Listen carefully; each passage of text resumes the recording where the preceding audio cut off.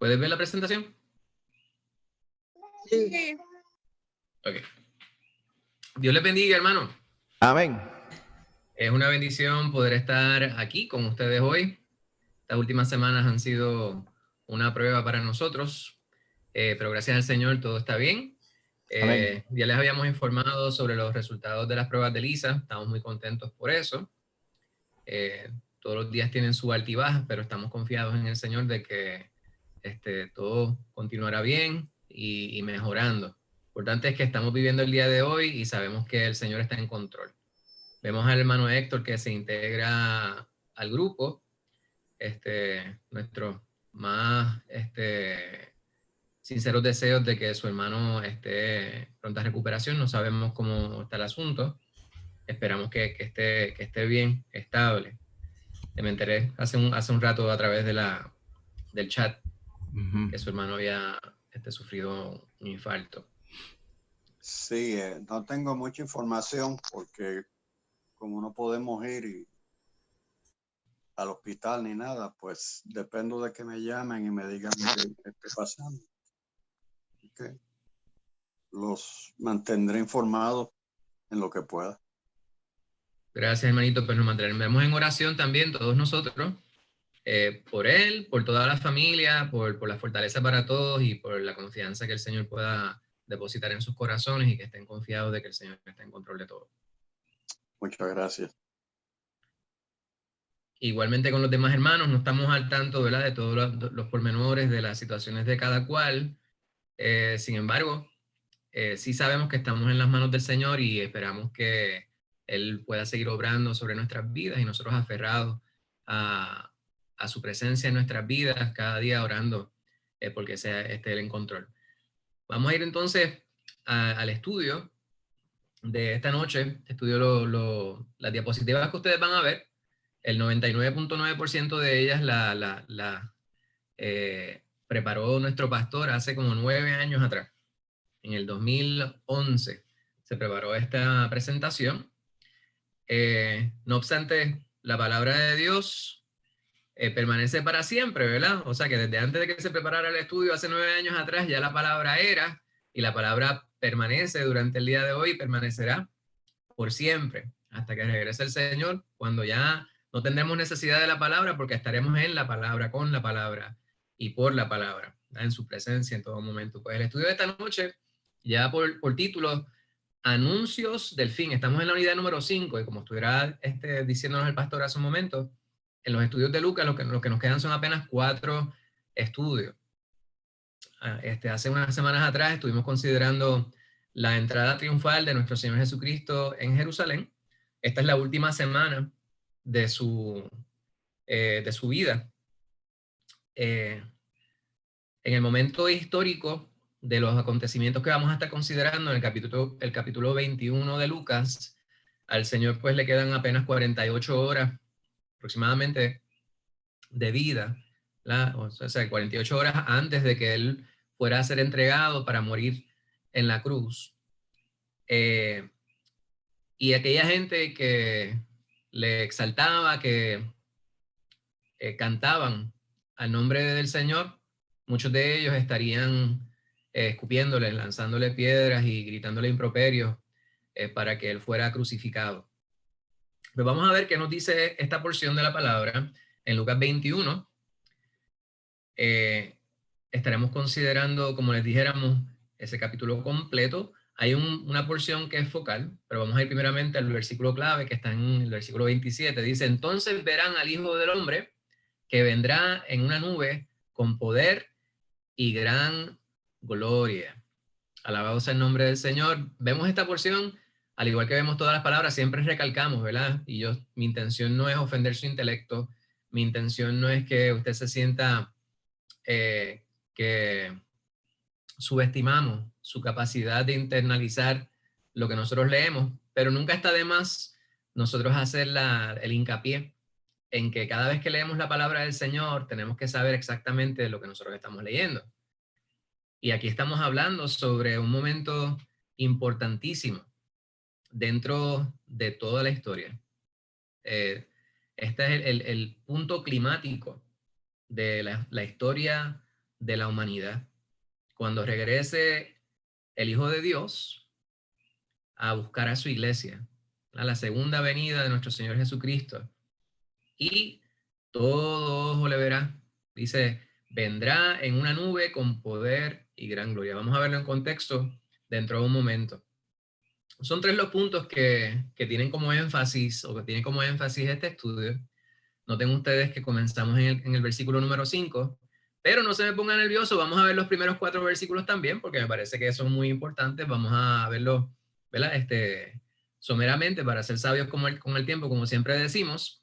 No obstante, lo más importante es ver a profundidad lo que estamos nosotros estudiando, y si tuvieran ustedes preguntas o comentarios o puntos para complementar lo que estamos nosotros discutiendo, usted, ni corto ni perezoso, pues me interrumpe. Lo que tiene que hacer es encender su micrófono. Si usted levanta la mano y yo no le veo, porque estoy mirando aquí la pantalla, sus rostros, ¿verdad? Que son los que tengo aquí de frente, pero tengo el estudio al lado de acá, y si estoy enfocado en el estudio, puede que alguno de ustedes levante la mano O por y el chat. no Lo puedes poner nos por el demos chat. cuenta. Envía un mensajito por el chat y entonces yo te lo comunico también, así. Perfecto, perfecto. O simplemente puede abrir su micrófono y pide permiso para hablar. No porque yo tenga la autoridad para decirle que hable o no, sino que de esa manera yo me doy cuenta que usted quiere hablar. Y le damos la oportunidad, y de esa manera todos somos bendecidos por lo que usted tenga que contribuir. Pues los 3 puntos focales que vamos a ver para el estudio son los que ustedes ven aquí proyectados en la pantalla: anuncio del fin del templo y la ciudad santa, anuncio del fin de los tiempos y anuncio de la segunda venida de Jesús. No obstante, yo quería comenzar con los primeros 4 versículos que me parece que son importantes. Obviamente, cada uno de los estudios, este capítulo 21, a través de los años y considerando distintos estudios y sermones que enfocan en este capítulo, hay muchas partes que tienen diversidad de interpretaciones. Hemos dicho en muchas ocasiones, ¿verdad? No necesariamente el hecho de que las personas interpreten lo que nosotros estudiamos de manera distinta quiere decir que tengan que estar errados. Ahora, es bien importante que nosotros consideremos las interpretaciones de aquello que nosotros estudiamos contra la palabra. Si alguien dice algo respecto a la palabra, pues entonces yo quiero corroborar que lo que me está diciendo la persona respecto a la palabra con la palabra misma, para ver si tiene sentido lo que se presenta y se puede sustentar con la palabra misma. Hay instancias en las cuales usted puede tener personas quienes presentan una perspectiva. Por ejemplo, usted ve a una persona de pie y lo ve de la manera que está vestido, y usted dice, fulano de tal tiene una camisa azul. Y la otra persona dice, no, tiene una camisa de manga corta. Y la otra persona dice, no, tiene una camisa vieja. Pues, ¿cuál de los 3 está correcto? Pues es bien probable que pudieran estar los 3 correctos o pudieran estar los 3 errados. Lo importante es que podamos nosotros corroborar qué es lo que se nos dice. Pues cuando vemos nosotros la palabra del Señor, y particularmente este capítulo, que es el que estamos haciendo énfasis, es necesario que hagamos ese mismo estudio, ¿verdad? Cuando hablamos de exégesis, la palabra exégesis o hermenéutica la asociamos siempre con el estudio de la Biblia. Sin embargo, exégesis lo que quiere decir es estudio concienzudo, a fondo, respecto a un texto. Se puede hacer en la literatura incluso, ¿verdad? La exégesis es cuando usted toma un pasaje de algo escrito y hace un análisis a fondo respecto a lo que está ahí y cuál es la intención de lo que se dice. La hermenéutica es el campo que hace ese tipo de estudio. Pues cuando vamos a ir a la palabra queremos hacer precisamente eso, ¿verdad? Y dado que es un estudio, pues vamos nosotros de manera minuciosa respecto a las porciones, a riesgo de que parezca demasiado académico, pero la realidad es que es lo que queremos hacer, ¿verdad? Somos estudiantes de la palabra y queremos nosotros internalizar lo que estamos considerando de la manera más detallada posible, de modo que estemos nosotros capacitados, preparados para luego poder enseñar a otros, que es nuestra gran comisión, ¿verdad? Ir a ser discípulos. Si nosotros no conocemos lo que vamos a enseñar, pues vamos a estar en desventaja. Vamos a estar limitados respecto a lo que el Señor nos manda que hagamos. Pues vamos a ir directamente a la porción que quisiéramos considerar. Esto no va a aparecer proyectado, así que si usted tiene su Biblia con usted, déjame ver, yo creo que pudiera utilizar aquí. Probable que ustedes puedan ver ahora esta otra pantalla. Espero que la puedan ver. Sí, se ve bien. Sí. Okay, pues vamos ¿Puedes, a ver aquí. puedes aumentar el tamaño del font? Si vas a los 3 puntitos donde está esa cajita, James. Okay. Sí. Que donde están, ¿sabes? Que está en esa misma barra, sigues ahí, a la derecha, esos 3 puntitos. Y ves exactamente. Ya está, ready to go. Ahí. Y ahí se ve Ahí mejor para que cuando el hermano tocas el Héctor celular. para que el hermano Héctor pueda ver bien. Pues vamos a ver lo que dice la palabra del Señor en esta porción. Déjame ver rapidito si yo logro. Bueno, ponerlo de acá arriba.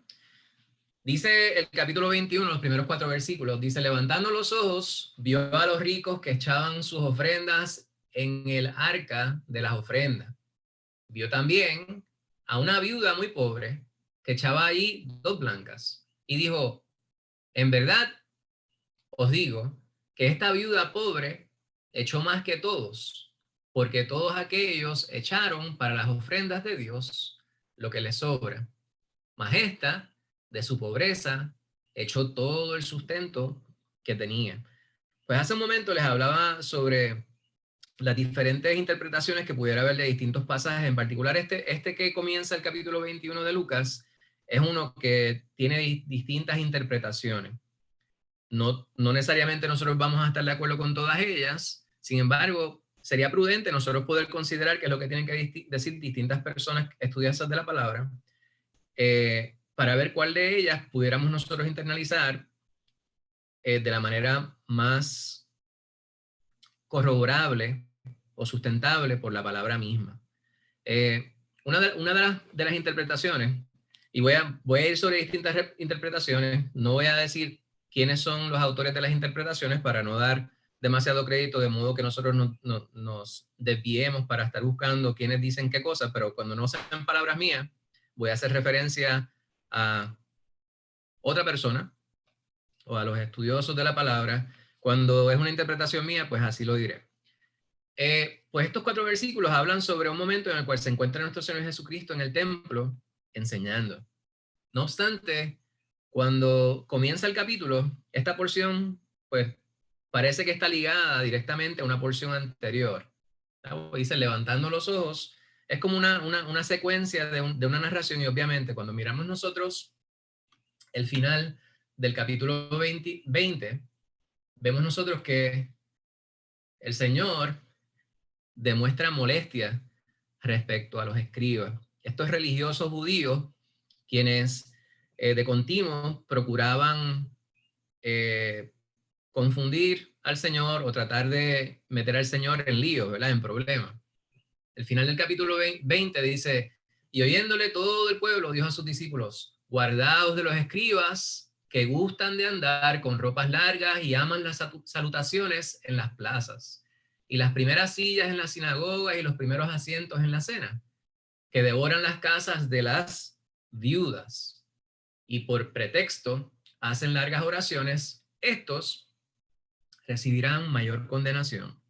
Estos líderes religiosos, quienes se lucraban, quienes buscaban aquellos quienes estaban en peor condición para aprovecharse de ellos, ¿verdad? Y aquí habla sobre las viudas. Hemos hablado sobre la condición de las viudas en la cultura, en la sociedad judía del tiempo de nuestro Señor Jesucristo, que eran mujeres quienes estaban completamente desprovistas del sustento, dado que las mujeres en esa sociedad eran consideradas ciudadanos de segunda categoría.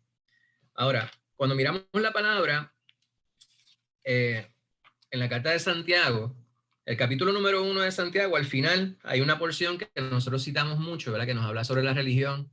Él dice, el capítulo 1, versículo 27, la religión pura y sin mácula delante de Dios, el Padre, es esta: visitar a los huérfanos y a las viudas en sus tribulaciones y guardarse sin mancha del mundo. Y aquí tiene que ver con cómo proveemos, cómo sustentamos, cómo apoyamos y nos hacemos disponibles para aquellas personas quienes están en necesidad, aquellas personas quienes no tienen provisión, no pueden valerse por sí mismas, pues parte de lo que el Señor espera de nosotros es que nosotros demostremos el amor de Él en nuestras vidas, proveyendo para ellos. Ahora, esta parte que nosotros vemos al principio del capítulo número 21, que estaba diciéndoles yo, tiene distintas interpretaciones y a través de los años, yo he visto al menos 3 enfoques que pudiéramos nosotros considerar respecto a estos versículos. Uno de ellos, y es el que tiene el material didáctico que nosotros consideramos, es el que habla sobre cómo es que nosotros como creyentes debemos aportar, cómo nosotros debemos ofrendar a Dios. Y tiene que ver con el énfasis de lo que está en nuestro corazón.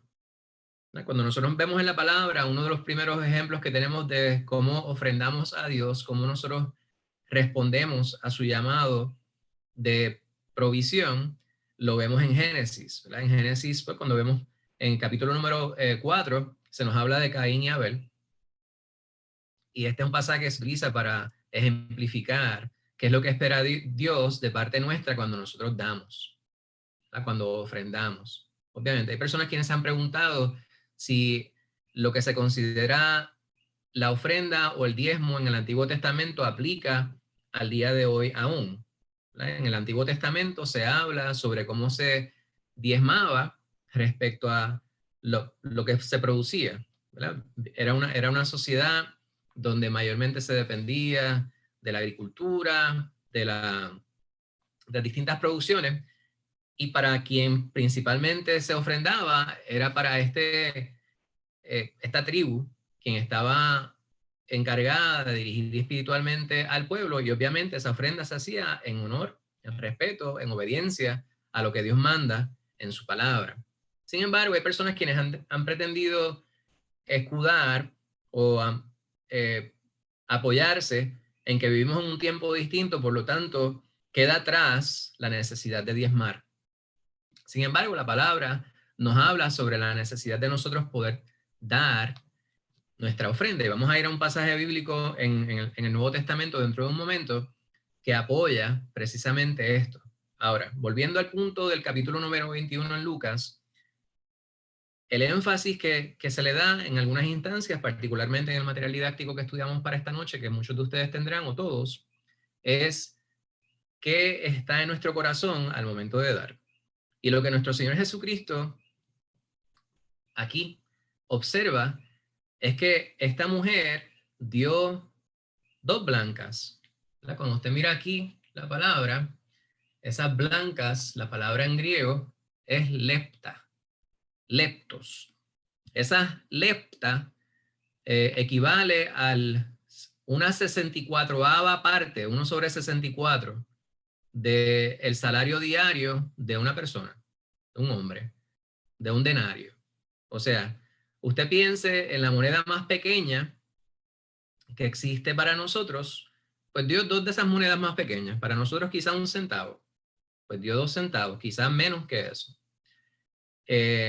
Sin embargo, lo que nuestro Señor Jesucristo observa no es la cantidad que ella dio. Él está hablando sobre la relatividad o la proporción respecto a lo que uno tiene que ella dio. Porque todos aquellos quienes daban de lo que les sobraba, o de la gran abundancia daban una porción muy ínfima, que en comparación con lo que ella tenía, era prácticamente nada. Pero ella dio de su pobreza, dio todo. Ahora, ese es un... Rosana, adelante. Quería decir algo, que es que cuando lo estaba leyendo me llamó mucho la atención. Ya yo lo había leído anteriormente, pero siempre hay algo nuevo, ¿verdad? Cuando uno lee la palabra de Dios, y yo dije, pero fíjate, una mujer tan pobre, dar todo lo que tenía, ella se pudo haber quedado con la mitad. ¿Qué la motivó a ella a darlo todo? O sea, tenía que tener un amor bien grande en su corazón por el Señor, o una fe bien grande. No sé, ¿verdad? Pero me llamó mucho eso la atención hoy cuando lo leí. Amén, amén. Pues esa es uno de los énfasis que muchas veces se les da, ¿verdad? Y pues nosotros pudiéramos ver en esa mujer un ejemplo del desprendimiento respecto al dar, ¿verdad? O el dar en obediencia. El Señor no nos dice si ella estaba sonriendo, no nos dice si ella se fue muy contenta. Sin embargo, él observa en ella algo especial en comparación con aquellos otros quienes estaban dando, las personas pudientes, ¿verdad? El área donde se encuentra él es en el atrio de las mujeres. Allí alrededor había 13 vasijas o 13 espacios donde las personas ofrendaban en forma de trompeta, en forma de shofares, ¿verdad? Una parte amplia en la parte inferior, y se echaba el dinero, y cada una de esas canastas, para así llamarlo, esos trompetas para poder dar el tributo, dar la ofrenda, estaba dedicado a algo, para el incienso, para lo que fuera dentro del templo, ¿verdad? Y asuntos específicos para uno ofrendar. Ahora, una de las cosas que también se presenta, no sé, esas es dos de las interpretaciones. Una de ellas es precisamente que nosotros cuando damos en obediencia al Señor de manera desprendida, y lo más importante, la segunda perspectiva, es que damos con alegría en nuestros corazones, no como una carga. Ahora, hay una tercera interpretación que me parece muy, muy importante, que nosotros no descartemos. Hay un estudioso muy respetable, bautista, una persona muy conocida, que tal vez algunos de ustedes tengan Biblias que tengan su nombre, Biblias de estudio, que hace un análisis de este pasaje y también habla sobre una perspectiva que yo no había considerado antes, ¿verdad? Y está atada justamente a la porción que leímos que finaliza el capítulo número 20, en el cual se hace énfasis en la naturaleza y el corazón de los escribas, ¿verdad? Y de este grupo, esta clase religiosa que imponía cargas y se aprovechaba de los minusválidos, de las personas quienes estaban desprovistas, y muchos de ellos se lucraban de los otros. Capítulo 19, vimos nosotros que cuando el Señor Jesucristo hace su entrada triunfal, él va al templo y tiene que darle latigazos, ¿verdad? Y saca a los cambistas del templo, porque se había convertido ese espacio en algo contrario, distinto a lo que el Señor intencionaba. Pues esta perspectiva que les quiero presentar también, que no quiero que descartemos, presenta algo distinto que muchas veces no se menciona respecto a lo que este pasaje pudiera estar observando. El Señor Jesucristo está en una posición sentado y mirando hacia abajo, obviamente, porque Él levanta los ojos y ve a aquella mujer. Recuerden, esto no es una parábola, esto es algo que sucedió, es algo que nos narra los evangelios sinópticos. Lucas lo narra, pero también Mateo y Marcos hacen alusión a este evento. Y es que el Señor ve a esta mujer y ella entrega todo. Y una de las preguntas que nosotros nos formulamos es ¿por qué ella entrega todo? Y una contestación posible a la cual pudiéramos arribar todos es porque ella en su corazón desea entregar lo que tiene para así poder sustentar a otros o cumplir, ser obediente a Dios. Sin embargo, si estuviéramos considerando lo que es el diezmo, pues la 10ª parte de esas 2 monedas, pues no había forma de dividirlo. Y lo que dice la hermana Rosana, pues tiene mucho sentido, ¿verdad? Si fuera el diezmo lo que ella estaba obligada a dar, entonces el que diera una de las monedas aún representaba más de lo que tenía que dar, y en proporción mucho más aún de lo que estaban dando las demás personas. Por lo tanto, ¿por qué entregó ella todo lo que tenía? Pues la contestación es sencilla. La ley de estos intérpretes de la ley que añadían carga por encima de lo que ellos mismos estaban dispuestos a llevar, decía que había una porción, una cantidad mínima que se podía entregar. Y lo menos que se podía hacer como ofrenda eran 2 leptas, que era lo que esta señora estaba entregando. Por lo tanto, lo que estaba entregando ella, una interpretación, representaba una gran carga para ella. Y el cuestionamiento de algunos estudiosos de la palabra es: ¿qué clase de religión ¿qué clase de líderes espirituales podrían apoyar el que una persona quedara completamente desprovista de su sustento por aquello de entregar a la iglesia, por aquello de entregar ofrenda, por aquello de sustentar lo que llamamos el diezmo, lo que fuese? ¿Tal? Ahora, una nota aclaratoria, ¿verdad? Yo no estoy abogando en contra del diezmo, en contra de la ofrenda. Estamos nosotros interpretando lo que la palabra de Dios dice ahí. Y esto es un punto muy importante que me parece que nosotros no debemos descartar. Es importante que nosotros veamos la palabra por lo que es, ¿verdad? Una de las cosas que la palabra también nos enseña es que debemos dar, y nosotros debemos, parte de lo que nosotros, de la naturaleza de nosotros dar, es nosotros sacrificar de lo que nosotros tenemos, ¿verdad? Yo creo que el pastor estaba haciendo alusión a un pasaje bíblico hace un tiempo atrás, en 2 de Samuel, el último capítulo. No lo tengo proyectado, no lo voy a estar proyectando. Oh, sí, lo voy a proyectar. Discúlpeme. Se me olvida que tengo aquí.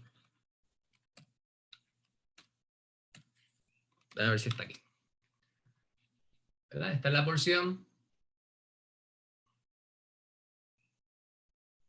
A ver si es verdad.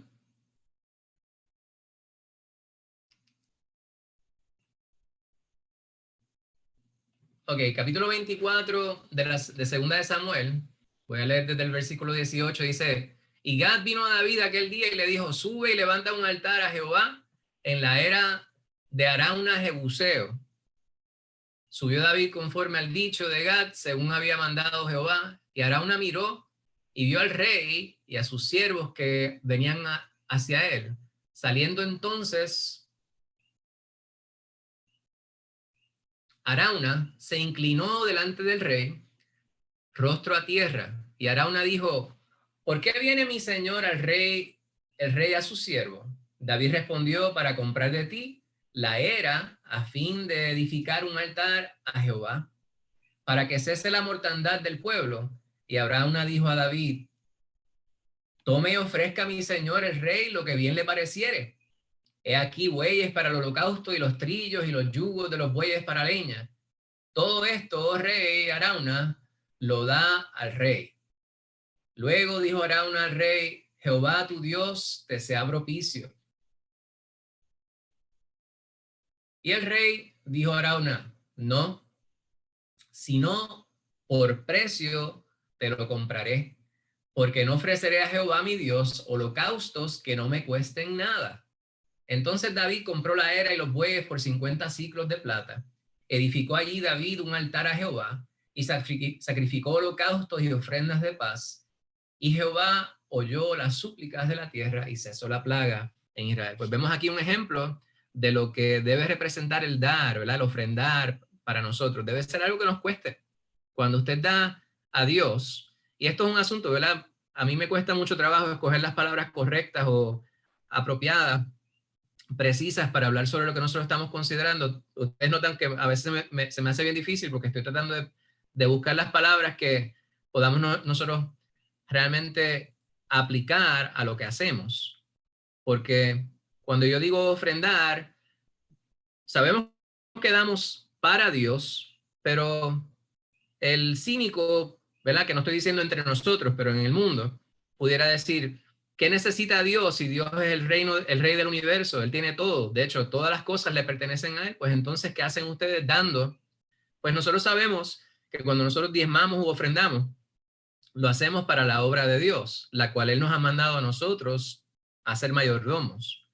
Por lo tanto, cada vez que nosotros ofrendamos de nuestro corazón, lo que nosotros queremos y lo que nosotros nos comprometemos a dar, lo hacemos entre Dios y nosotros, porque sabemos que va a ser administrado precisamente para que la palabra de Dios sea diseminada a través del mundo, y los lugares donde nosotros no podemos alcanzar físicamente, o sea, corpóreamente, estar nosotros allí para predicar la palabra, lo que nosotros entregamos a la iglesia se administra de la manera apropiada para así poder ayudar a otros para que lo puedan hacer. Entre otras actos de beneficencia que para los cuales se pudiera utilizar nuestra ofrenda. Pues ahí está eso. Ahora, les había dicho que les estaría presentando un pasaje bíblico del Nuevo Testamento, y estoy seguro que ustedes saben a qué pasaje bíblico me refiero, ¿verdad? Voy a ver si se lo puedo prestar aquí.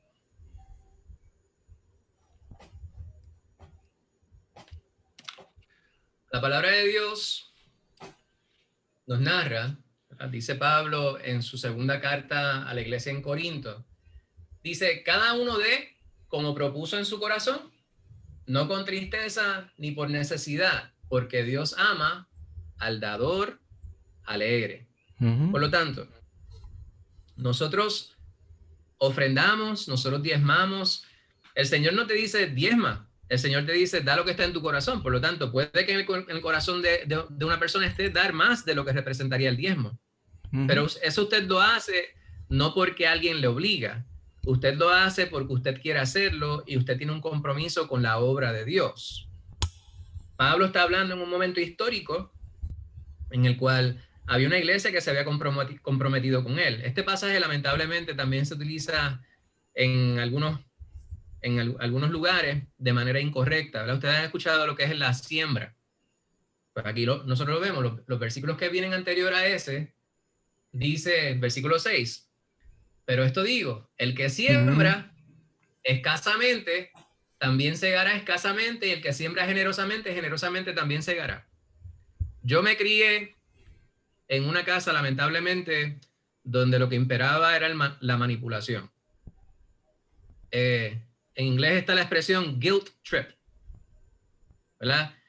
Para lograr hacer que uno hiciera algo, se te hacía sentir culpable si no lo hacías. Y a mí no me parece que esa es la manera correcta. Obviamente, como adulto, yo me doy cuenta que eso es incorrecto. Si yo quiero que mis hijos hagan algo, pues yo les explico. Obviamente, ellos deben obedecer mi autoridad y eso debería ser suficiente. No obstante, parte de mi responsabilidad es lograr que ellos entiendan qué es lo que es correcto hacer. Pues hay iglesias, hay doctrinas en particular, donde a las personas se les manipula a hacer cosas que benefician a un grupo.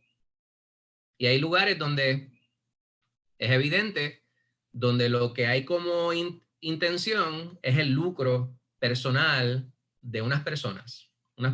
Disculpen la redundancia, el lucro personal de algunos individuos, de los líderes en algunos casos. Pues vemos aquí que ese es el principio de este asunto de la siembra.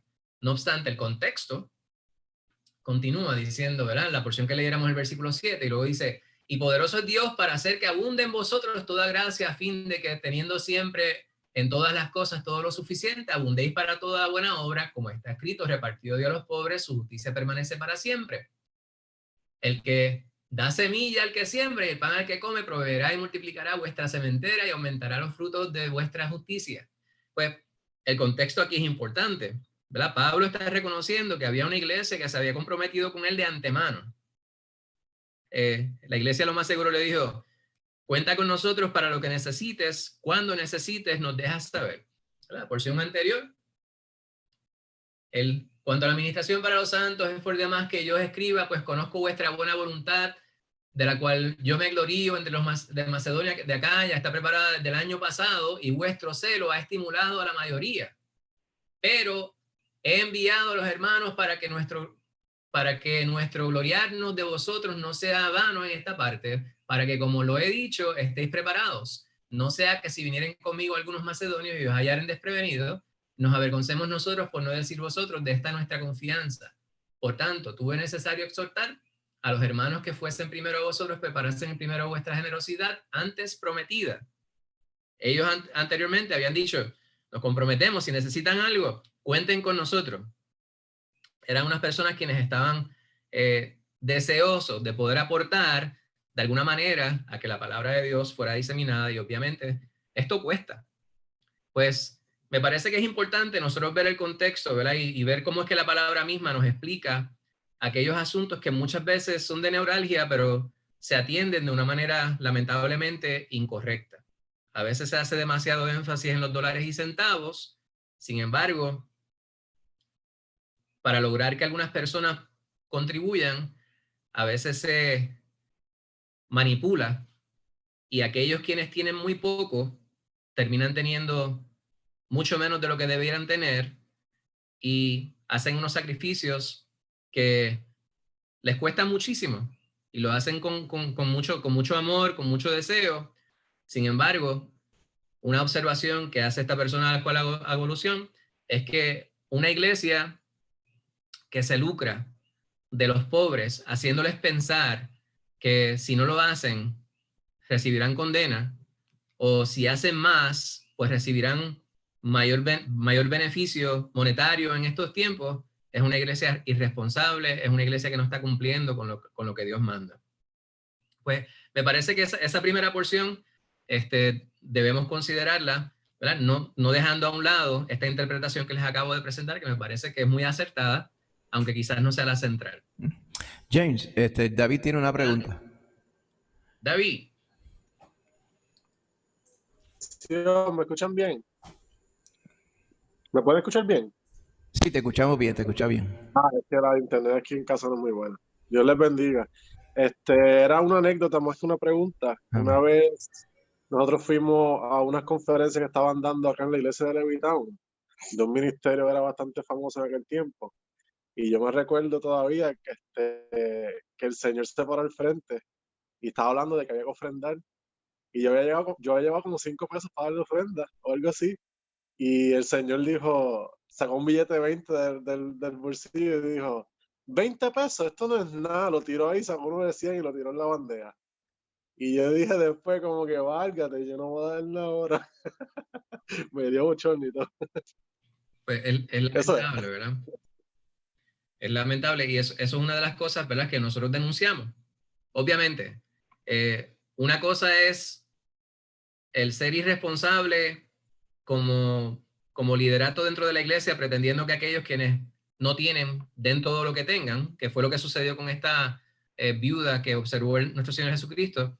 Y otra cosa es escudarnos para no contribuir a la obra que el Señor nos manda, a la cual nosotros contribuyamos, por ser tacaño, por ser maceta, como lo decimos nosotros. Cada uno de nosotros tenemos una responsabilidad de poder proveer para que la obra se adelante, ¿verdad? Dios es dueño de todo, por lo tanto es dueño de nosotros y nosotros contribuimos con gusto a lo que el Señor nos manda que hagamos, ¿verdad? Pablo le dice a la iglesia, cada uno dé como propuso en su corazón, no con tristeza ni por necesidad, porque Dios ama al dador alegre. Este es el llamado.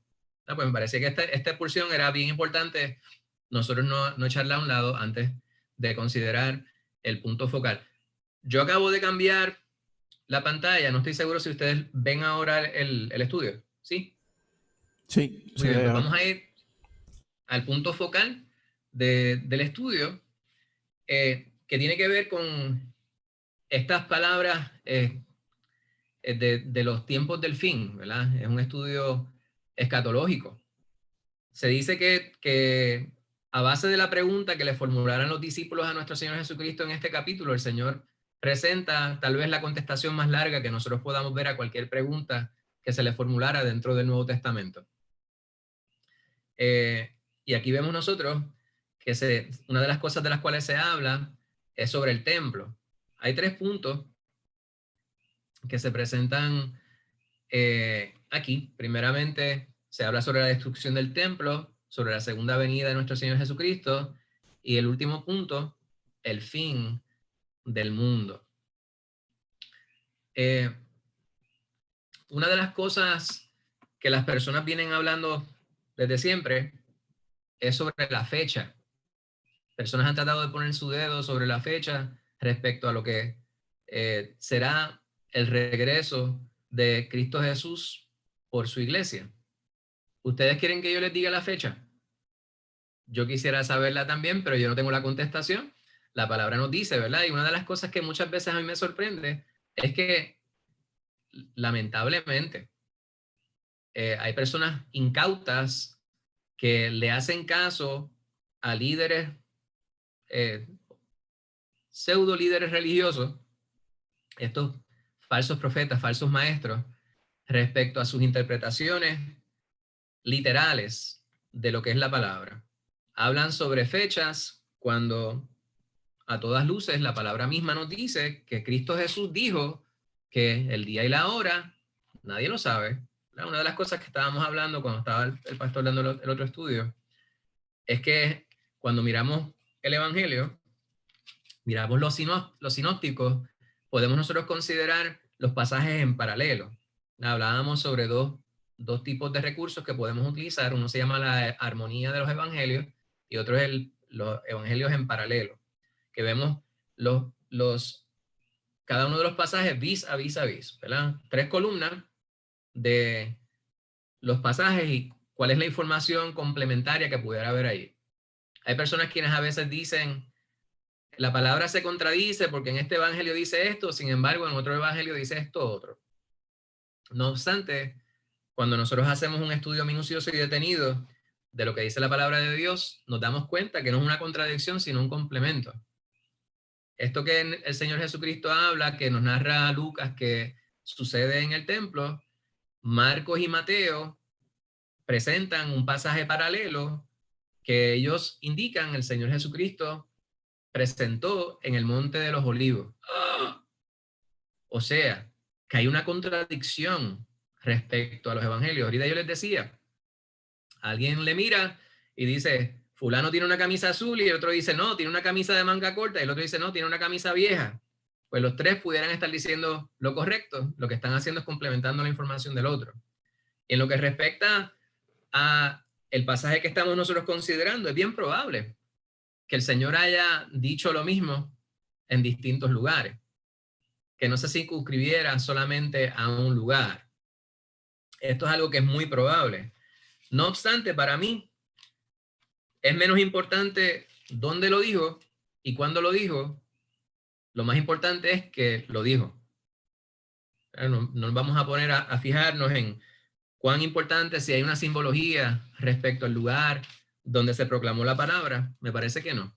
Lo más importante es que el Señor habló sobre esto y vamos ahora a hacer énfasis en la información escatológica, ¿verdad?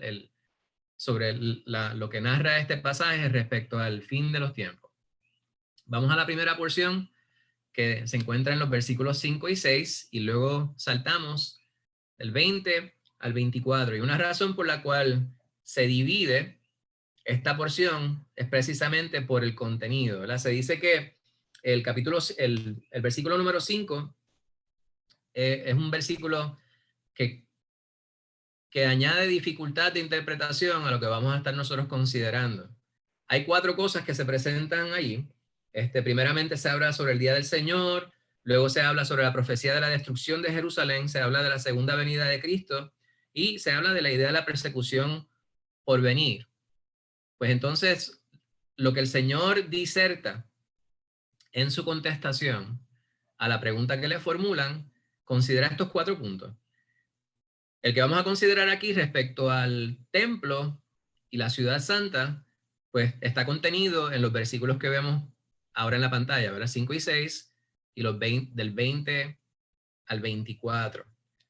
Pues vamos a ir a esa porción y si hubiese alguien que quisiera leerlo, pues de modo que no tengan que escuchar solamente mi voz, me gustaría mucho que usted pudiera participar.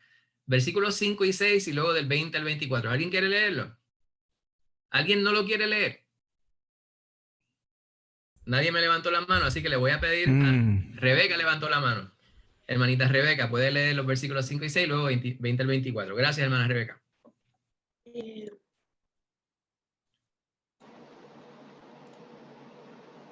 Discúlpenme.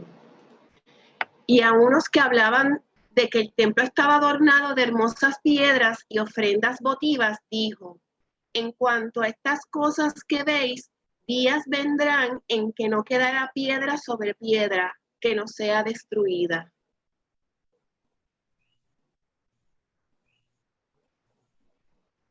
$20 al 24 es lo que continúa. Perdón.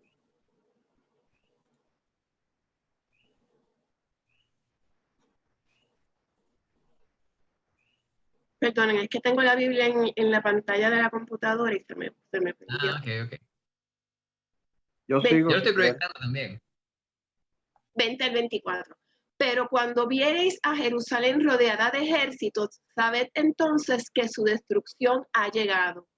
Entonces los que estén en Judea huyan a los montes, y los que en medio de ella váyanse, y los que estén en los campos no entren en ella, porque estos son días de retribución para que se cumplan todas las cosas que están escritas Mas ay de las que estén encintas y de las que críen en aquellos días, porque habrá gran calamidad en la tierra e ira sobre este pueblo. Y caerán a filo de espada y serán llevados cautivos a todas las naciones. Y Jerusalén será hollada por los gentiles hasta que los tiempos de los gentiles se cumplan. Amén. Fíjense, muchísimas gracias, hermana Rebeca. Aquí hay unos que están embelesados, o sea, en el pasaje bíblico, no estoy hablando de los que estamos aquí en el estudio, hay unas personas quienes están con el Señor y están embelesados fijándose en la gran hermosura de aquel templo. Y dicen que el templo de Herodes, ¿verdad? El templo del Señor, pero fue un templo que fue reconstruido. Sabemos que quien primero construyó el templo, a ver quién se acuerda, el primer templo, quién el Señor le permitió que lo construyera. Pero hermana Miriam, ¿usted se acuerda quién construyó el primer templo? Exacto. Le leí los labios, no le escuché, pero usted dijo Salomón. El Señor permitió que Salomón construyera ese primer templo. David de presentado, no el hijo mío, el rey David de presentado quería construir el templo, pero allá el Jehová le dijo a Natán, el profeta, dile a David que cómo es que él me va a construir casa a mí. Ahí le dijo, no, tú no me vas a construir casa porque él había sido un hombre sanguinario. Ahora él sí le permitió la bendición al hijo de David, a Salomón, que pudiera construir el templo, y el resto lo conocemos a través de la historia bíblica. Pero ese templo se destruyó. Entonces el Señor permite que se reconstruya el templo.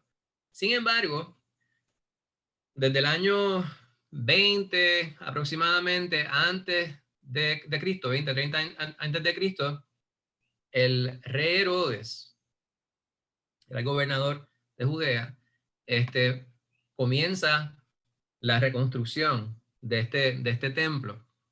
Y ya para el tiempo en el cual fue destruido, para el tiempo que el Señor Jesucristo está hablando a los discípulos, contaba con una gran magnificencia, era un lugar espectacular, maravilloso, ¿verdad? Construido en una piedra blanca, pulida, que a la distancia parecía que era un monte lleno de nieve. Entonces estaba recubierto muchas porciones de oro. Dicen que las personas miraban y cuando le daba el sol no podían mirar directo porque era como si estuvieran mirando el sol. Y era una visión espectacular. Dice Josefo que tenía unos pórticos que superaban los 12 metros de alto, recubiertos en oro, y tenía unas parras, o sea, unas vides en oro, que era una cuestión espectacular, grandísimo, y que los racimos de uva hechos en oro eran más grandes que una persona. Entonces era un tremendo esplendor y las personas que iban y se embelesaban mirando aquello tan y tan hermoso. Entonces quienes acompañan al Señor hacen esta misma observación. Y el Señor les riposta lo que acaba de leer mi hermana Rebeca.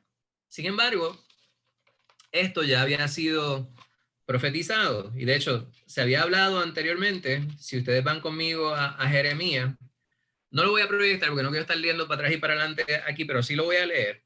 En Jeremías 7, y posterior a esto hay un pasaje paralelo en Jeremías, bueno, paralelo no, pasaje similar en Jeremías 26. Dice Jeremías 7, palabra de Jehová que vino a Jeremías diciendo, ponte a la puerta de la casa de Jehová y proclama allí esta palabra. Y di, oíd palabra de Jehová, todo Judá, los que entráis por estas puertas para adorar a Jehová. Así ha dicho Jehová de los ejércitos, Dios de Israel, mejorad vuestros caminos y vuestras obras, y os haré morar en este lugar. No fiéis en palabras de mentira diciendo templo de Jehová, templo de Jehová, templo de Jehová es este. Pero si mejorareis cumplidamente vuestros caminos y vuestras obras, si con verdad hiciereis todas estas entre el hombre y su prójimo, y no oprimiereis al extranjero, al huérfano y a la viuda, ni en este lugar derramaréis la sangre inocente, ni anduviereis en pos de dioses ajenos para mal vuestro, os haré morar en este lugar, en la tierra que di a vuestros padres para siempre. En el capítulo 26, el cual no voy a leer, pero deben anotarlo por ahí para que lo puedan ver más adelante. Es un pasaje muy similar al que acabo de leer en el capítulo 7 de Jeremías. Dice: en el principio del reinado de Joacim, hijo de Josías. En el capítulo 7 estaba Josías, y aquí es cuando su hijo le sucede. Rey de Judá, vino esta palabra de Jehová diciendo, y lo que dice es prácticamente lo mismo que dice en el capítulo 7, Jeremías, y en esta porción casi le cuesta la vida, porque aquellos a quienes se le estaba profetizando que le sucedería lo mismo que sucedió en Silo, les estuvo malo. A las personas quienes están de espaldas a Dios, que quieren aparentar ser de Dios, lo peor que les está es que los pongan en evidencia. Y esto aplica a los tiempos que estamos viviendo. Algo que sucede respecto a lo que lee mi hermana Rebeca es precisamente todo lo que está ahí. Este es un pasaje que es un poco complicado porque muchas personas le interpretan de manera literal y pretenden sustentar o justificar que todo lo que dice el Señor Jesucristo ahí se cumplió en el momento inmediato.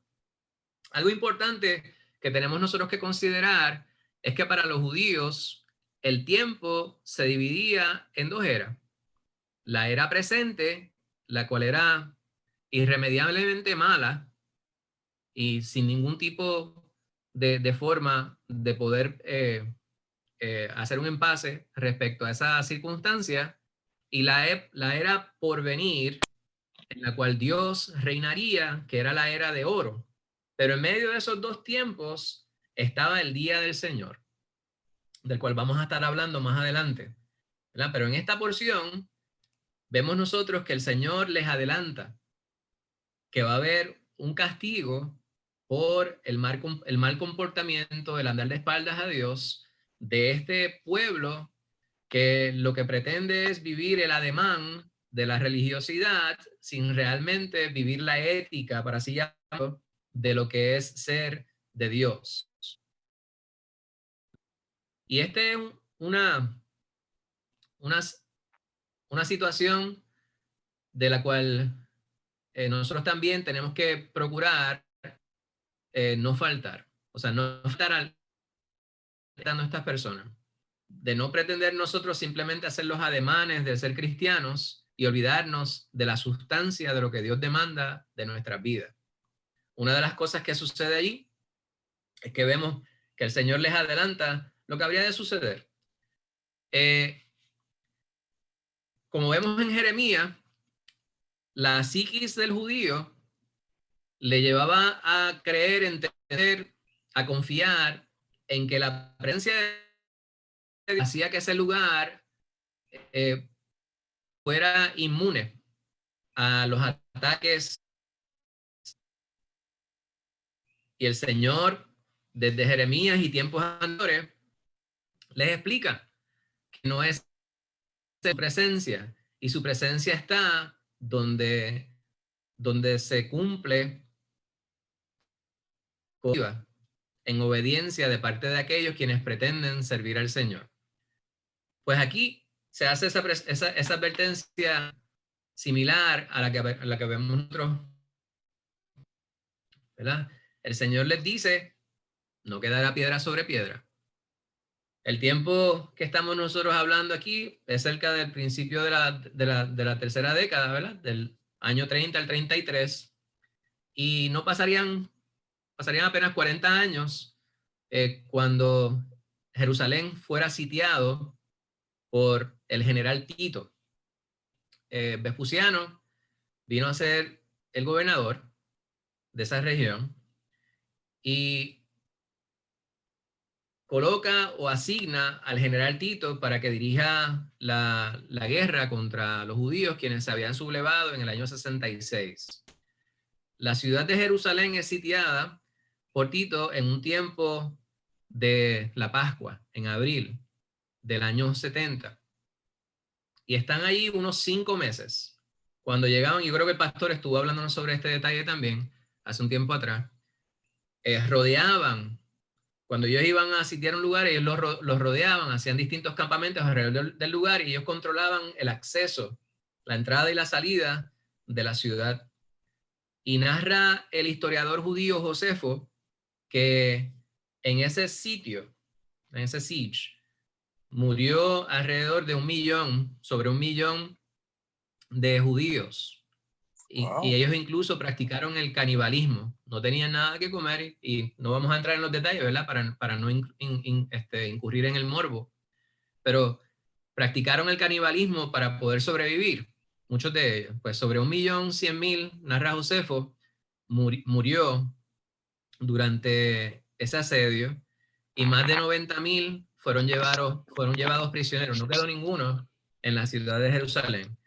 Y en ese sitio, durante ese tiempo, el ejército romano destruyó ese gran templo. Y de la misma manera que dijo nuestro Señor Jesucristo, pues se cumplió.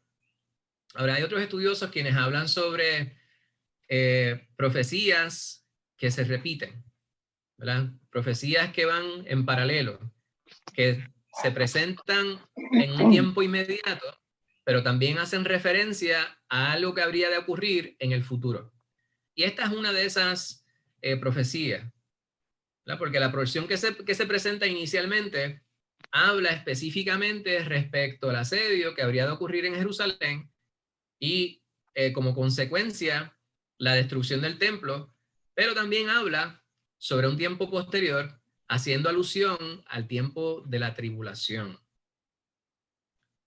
¿verdad? Aquí habla sobre esos tiempos, dice, hasta que los tiempos de los gentiles se cumplan. Y ahorita de manera jocosa, pues les preguntaba si ustedes querían que yo les dijera la fecha. Pues muchas personas han pretendido querer sacar fechas, ¿verdad? Porque se desesperan y quieren saber más que cualquier otra persona respecto a las cosas que habrán de suceder. El pueblo de Israel vino a ser nuevamente reconocido como un estado, al menos por las Naciones Unidas. Hay muchos países quienes no reconocen todavía su soberanía en el 1948, ¿verdad? Para allá, para mayo, me parece que fue, de 1948, vinieron a ser nuevamente una república. Pero las naciones circundantes no les reconocen. Dice esta última porción, el versículo 24, dice, y Jerusalén será hollada por los gentiles hasta que los tiempos de los gentiles se cumplan. Pues los tiempos de los gentiles todavía están. ¿Eh? Habrá un momento en el cual incluso volverán a ser invadidos y sabemos que habrá un grupo, un remanente, el cual el Señor identifica que tendrán una función muy importante dentro de ese pueblo escogido. Pero usted y yo no estaremos allí porque la palabra nos dice que cuando el Señor venga por su iglesia, nosotros nos encontraremos con Él en las nubes. Bendito sea el nombre de Cristo Jesús. Pues esta primera porción habla precisamente sobre esto que estamos hablando, sobre la situación respecto al templo y sobre las situaciones por venir, ¿verdad? Ya hemos hablado sobre la descripción del templo y sobre cómo quedó aquello luego del asedio romano. Bendito sea Cristo Jesús. Bien, pues vamos al próximo punto. Todo esto lo hemos visto ya. Anuncio del fin de los tiempos. Ahora volvemos a la porción intermedia, el pasaje intermedio, donde se nos habla sobre esos tiempos del fin. En la palabra de Dios, quiero hacer referencia a un pasaje en Isaías 13. Dice, he aquí, Isaías 13:9. He aquí el día del Señor viene, terrible y de indignación y ardor de ira, para convertir la tierra en soledad y raer de ella a sus pecadores. Isaías 13:9, Hay otros pasajes donde se dice algo similar, y si usted lo quiere anotar ahí, Amós 5, 18 al 20, Sofonías 1, 14 al 18, los voy a repetir. Les leí Isaías 13, 9, pero pasajes similares, Amós 5, 18 al 20, Sofonías 1, 14 al 18, y Joel 2, 1 y 2. Pasaje que les leí en Isaías dice: he aquí el día del Señor viene terrible y de indignación y ardor de ira para convertir la tierra en soledad y raer de ella a sus pecadores. Ese día vendría repentinamente, ¿verdad? Cuando leemos las cartas de Pablo en Primera de Tesalonicenses, capítulo 5, versículo número 2, dice: el día del Señor vendrá así como ladrón en la noche. Y Segunda de Pedro 3:10 dice algo bastante similar a lo que presenta Pablo en su carta a los tesalonicenses.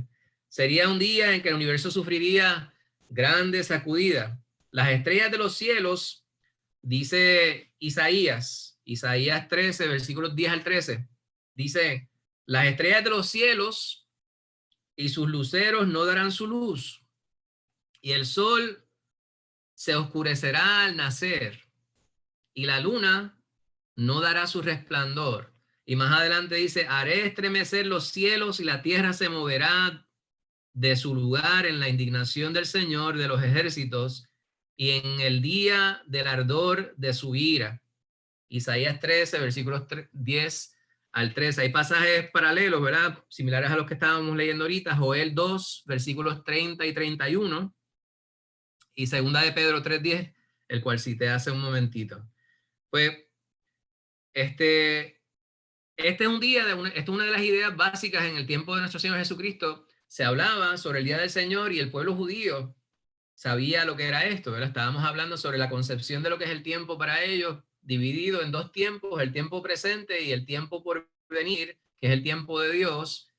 Pero ese día va a suceder en algún momento y sería un momento muy terrible.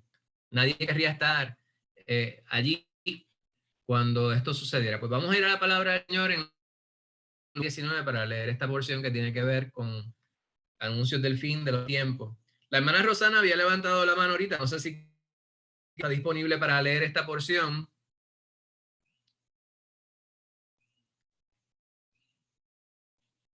Lucas 21, 7 al 19. Ok, aquí estoy. Y le preguntaron diciendo: Maestro, ¿cuándo será esto? ¿Y qué señal habrá cuando estas cosas estén para suceder?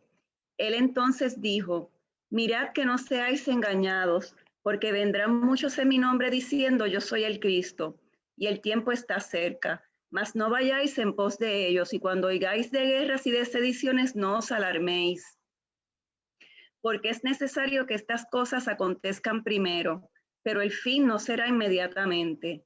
Entonces les dijo: se levantará nación contra nación y reino contra reino, y habrá grandes terremotos y en diferentes lugares hambres y pestilencias, y habrá terror y grandes señales del cielo.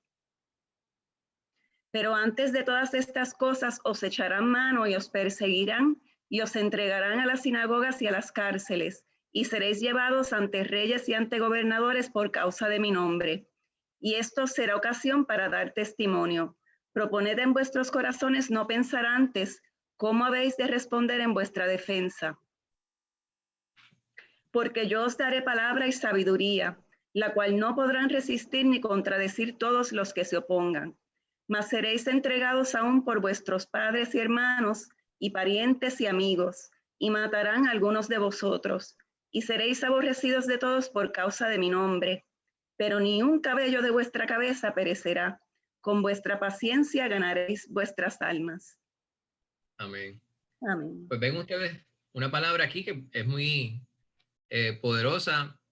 Habla sobre algo terrible que habría de suceder, ¿verdad? Venimos de ver cómo el Señor habla sobre lo que habría de suceder con el templo. 40 años más tarde, ese pueblo lo vería. Había unos estudiosos de entre los judíos,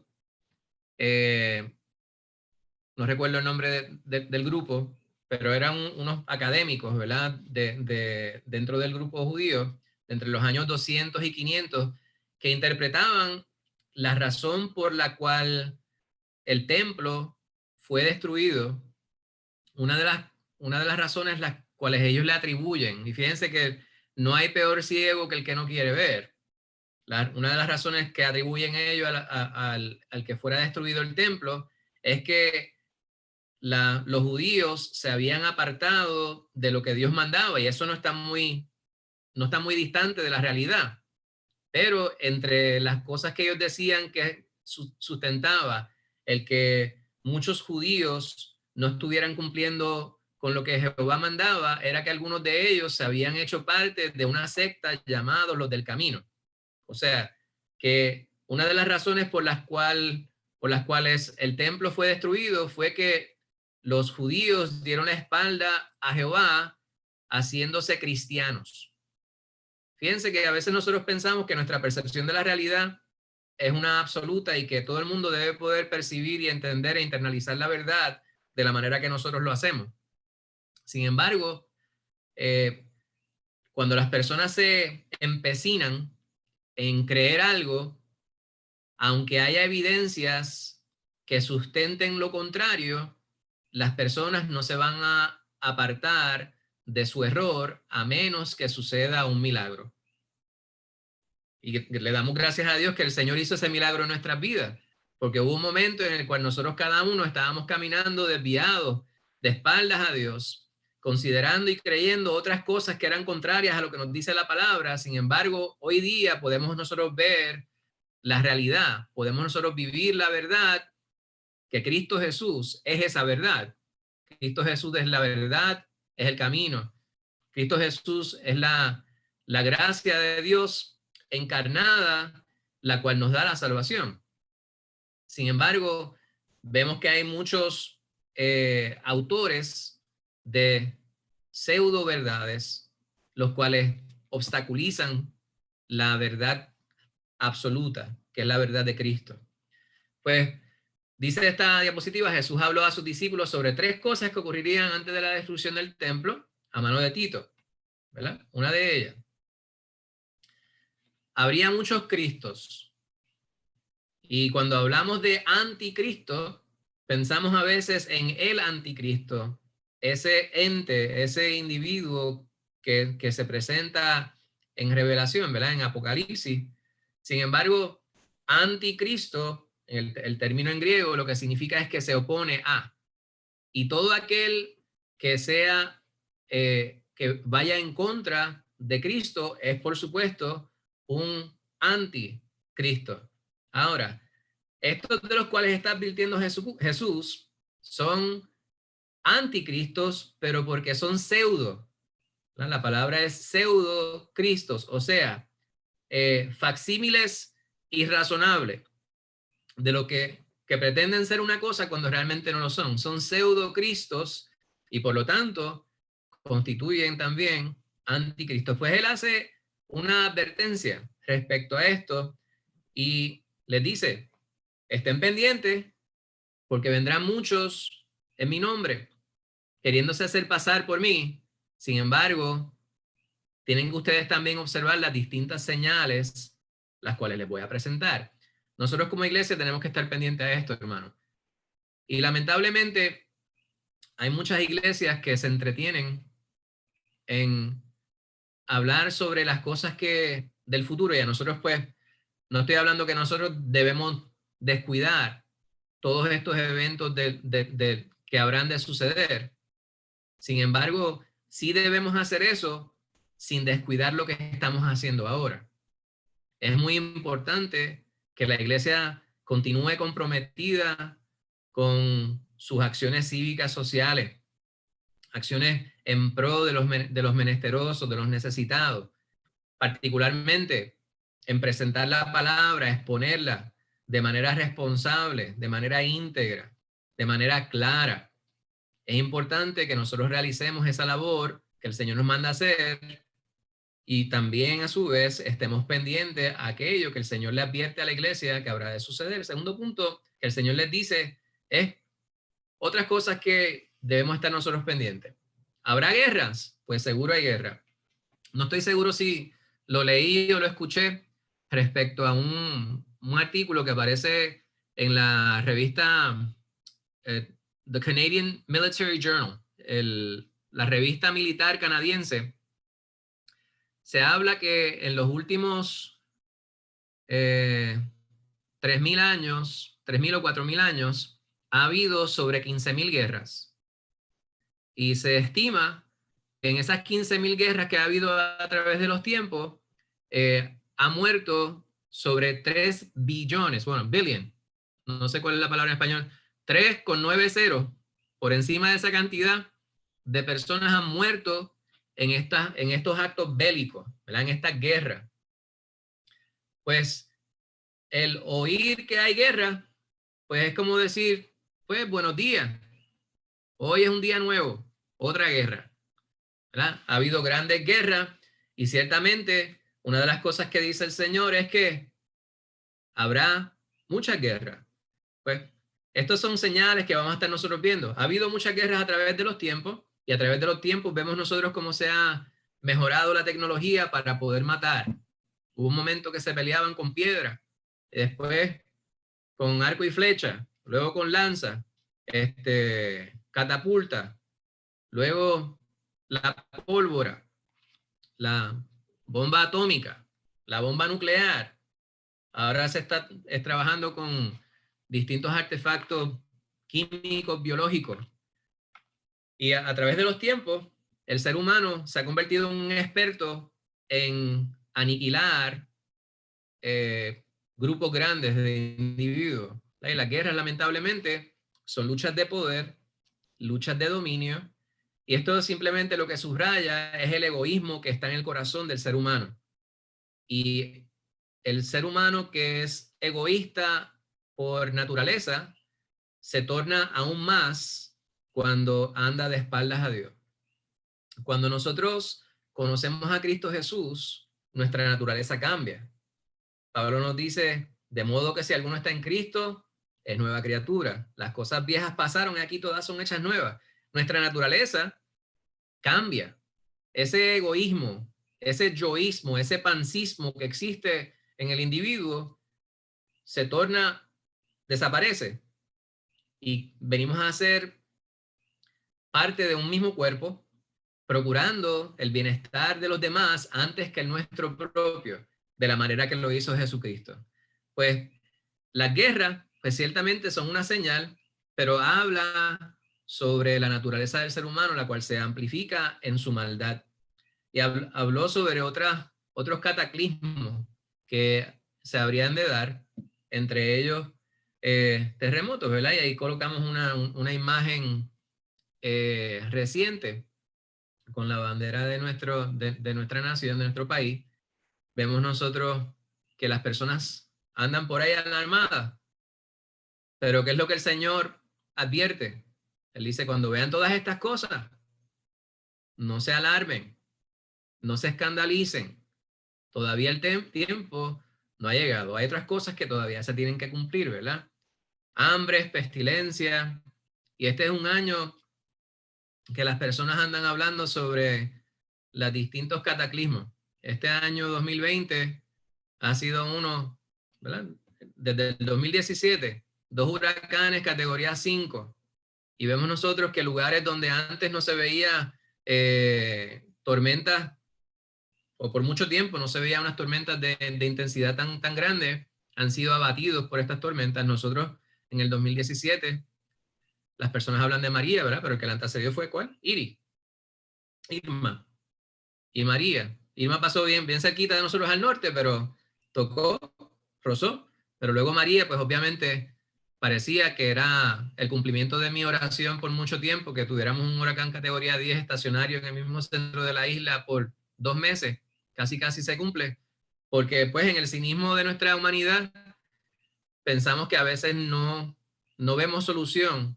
Sin embargo, le doy gracias a Dios que Él no piensa como nosotros. Si hacía mucho tiempo atrás, ¿verdad? Hay personas quienes dicen en 1948, cuando la nación de Israel pudo ser constituida nuevamente como país, como república. Ese marca el momento desde el cual se contaba el conteo regresivo para el regreso de Jesucristo. Pues yo le doy gracias a Dios que el Señor no vino, porque no hubiésemos quedado nosotros, hermanos.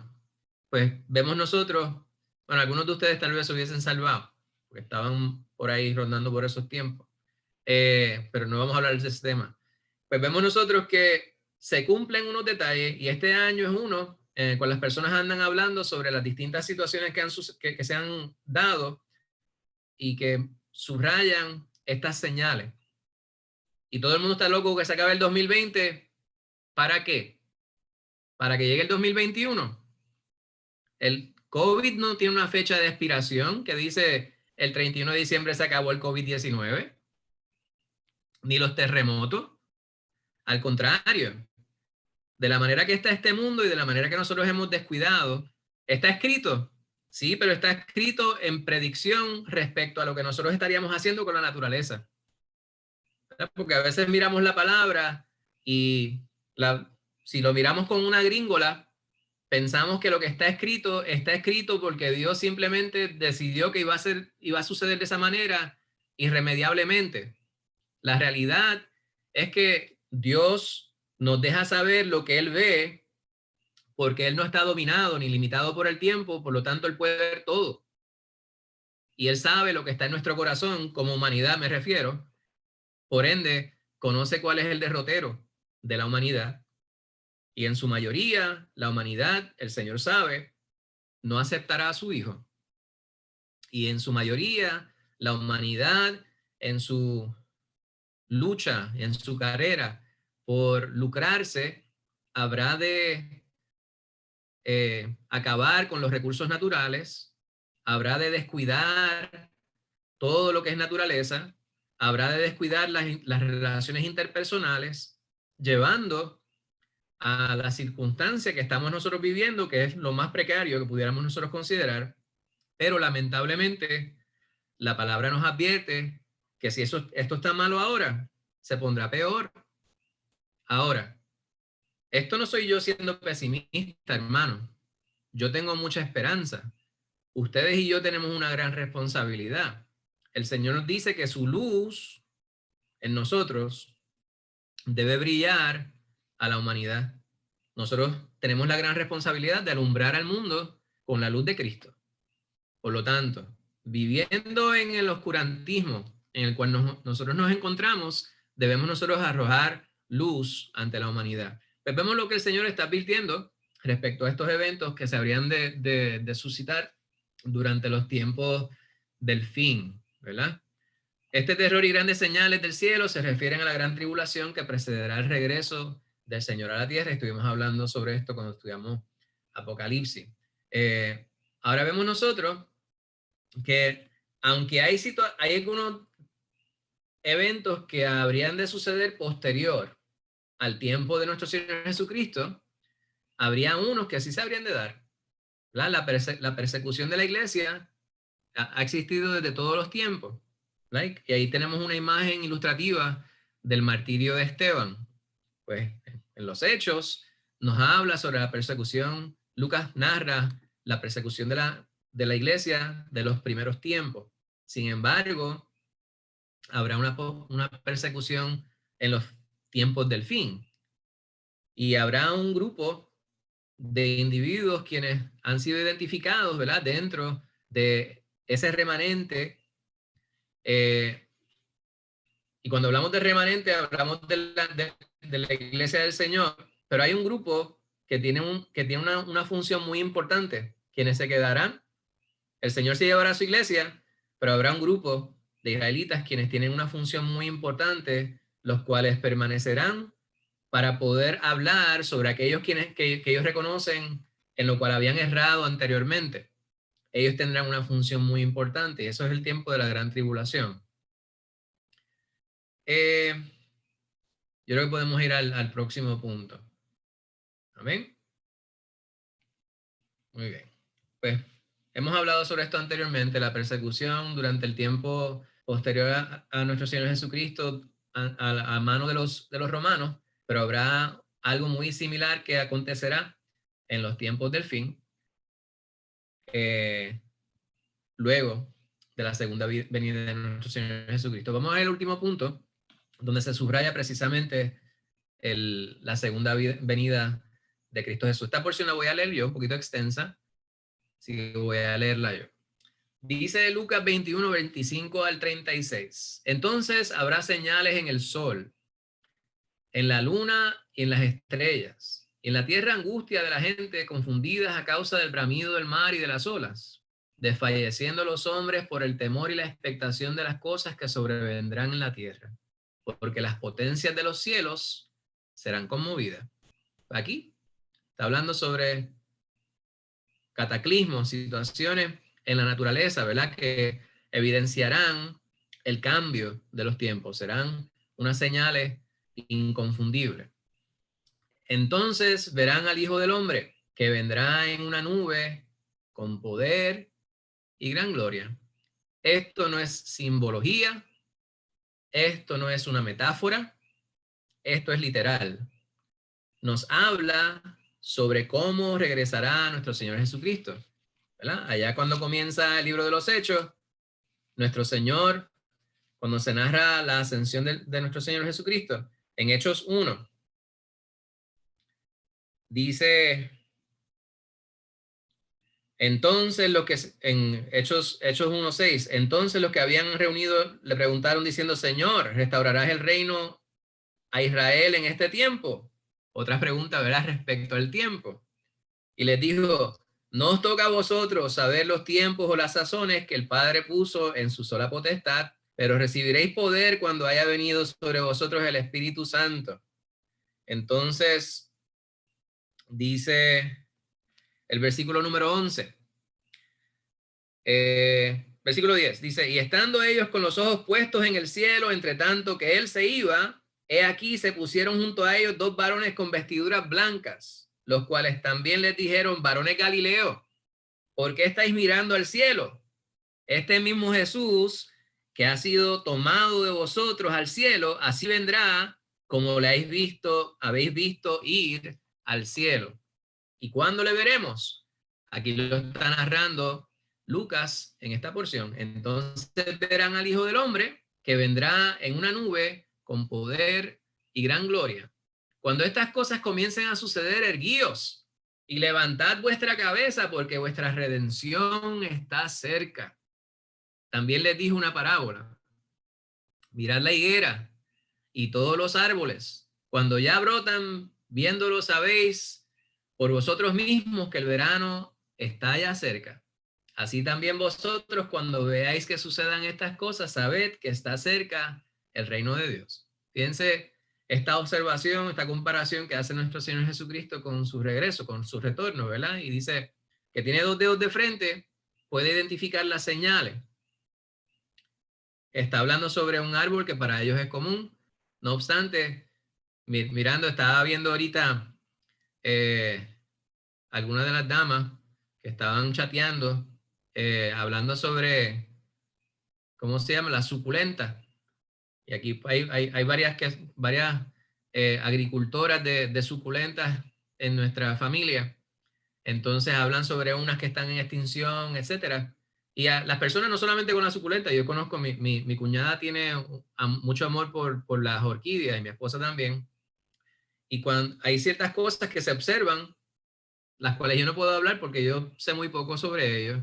Y yo presumo que hay unas identificadores, ¿verdad? De cosas que se dan, cuándo es que van a florecer, o etcétera.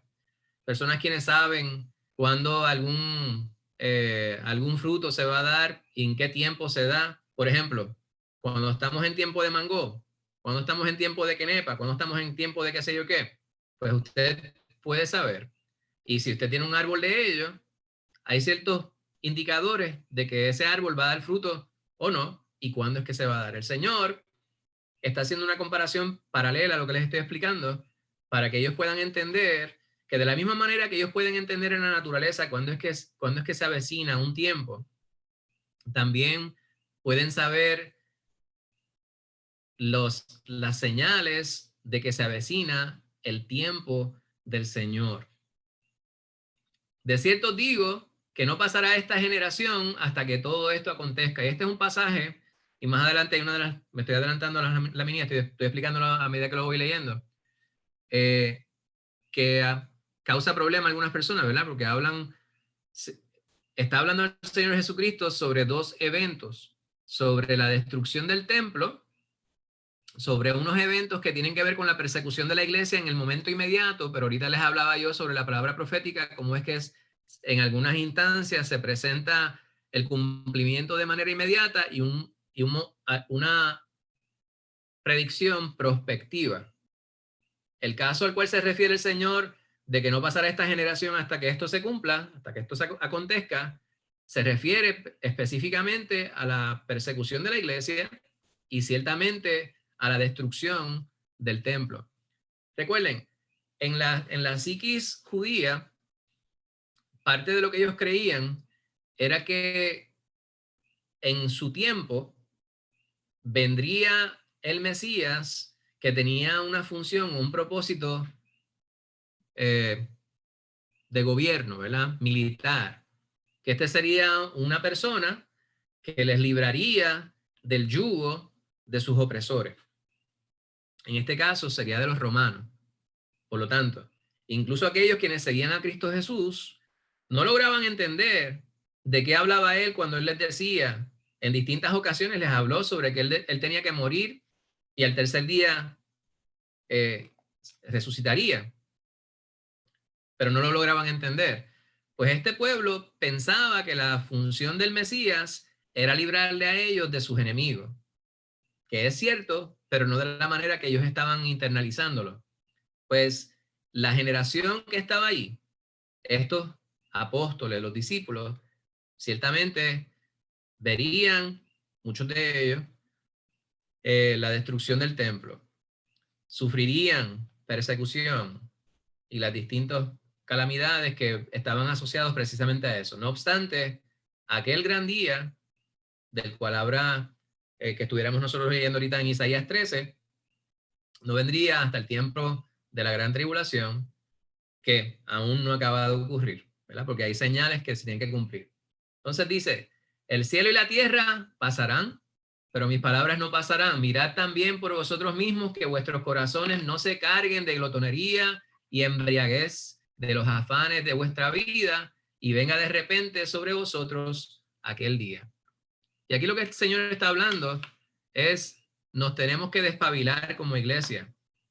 Tenemos nosotros que estar atentos al tiempo en el cual nosotros vivimos, como que el Señor puede llegar en cualquier momento.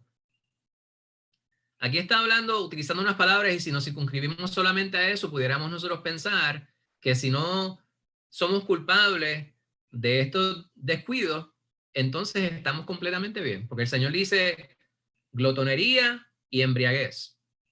Pues glotonería es comer de más, ¿verdad? Sin embargo, el que es glotón no solamente lo es con la comida, es el que tiene esta actitud yoísta, pancista, ¿verdad? La ley del embudo, yo, todo para acá y nada para allá, y no sé, lo que procura es satisfacer sus deleites de manera continua y constante. Esta porción no podemos tomarla de manera literal. Está hablando el Señor Jesucristo respecto a una actitud, la actitud de vida de aquel. ¿Han escuchado ustedes la expresión que utilizan algunas personas? Iba a decir jóvenes, pero ya no tan jóvenes. La expresión YOLO en inglés. You only live once. Solamente se vive una vez. Pues es la mentalidad esta de baile, botella y baraja, ¿verdad? Debemos nosotros vivir la vida como mejor nosotros podamos. Y cuando dicen mejor, no se refiere a una manera en obediencia a Dios, sino sacando provecho y procurando satisfacer los deleites del cuerpo sin considerar nuestro espíritu. Pues dice el Señor, mirad también por vosotros mismos que vuestros corazones no se carguen de glotonería y embriaguez y de los afanes de esta vida y venga de repente sobre vosotros aquel día, porque como un lazo vendrá sobre vosotros los que habitan sobre la faz de toda la tierra. Velad pues en todo tiempo, orando que seáis tenidos por dignos de escapar de todas estas cosas que vendrán y estar en pie delante del Hijo del Hombre. Bendito sea el nombre del Señor. Pues hay unas cosas que nosotros como iglesia no vamos a tener que vivir. Sin embargo, a veces estamos pendientes a los pequeños detalles que muchas veces subrayan unos momentos que pudieran ser paralelos a los que estamos viviendo. ¿Me explico?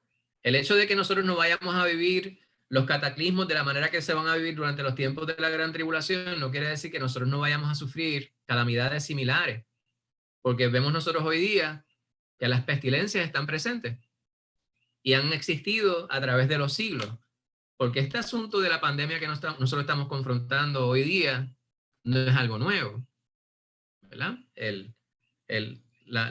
Han existido distintas pestilencias que han afectado a la humanidad por distintos tiempos y ha muerto una gran cantidad de la humanidad en cada una de esas pandemias. Sin embargo, vemos nosotros que hay unos eventos que van a estar reservados para un momento particular, los cuales van a subrayar de manera secuencial ese momento que vendrá nuestro Señor Jesucristo. ¿Cómo se van a dar? Pues el Señor lo describe. Uno como un hijo de hombre vendrá en las nubes y gloria, recibirá el reino del anciano de día. Esa va a ser la señal más grande que todo ojo habrá de ver, ¿verdad? Lo que Jesús indicaba era que el Hijo del Hombre vendrá a recibir el reino, el mismo que había estado proclamado desde el inicio de su ministerio. Cuando estas cosas comienzan a suceder, sus seguidores levantarán la cabeza, símbolo de regocijo, porque su redención estará cerca. Bendito sea el nombre de Cristo Jesús. Bueno, mis hermanos, yo creo que hemos cubierto esta porción. Lo que resta es recibir las preguntas que ustedes pudieran tener al respecto antes de dar la despedida. Lo que no tengo aquí son las aplicaciones. Hay una de las aplicaciones que me parece muy importante y quisiera leerla directamente del libro.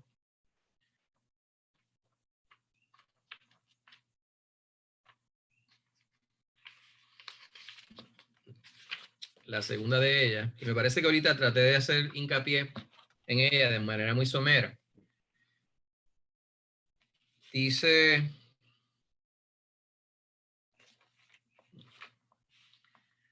señales que anticipan el fin. Esta es una de las aplicaciones. Dice: el peligro de poner demasiado énfasis en las señales del fin del mundo es olvidarnos de las responsabilidades presentes.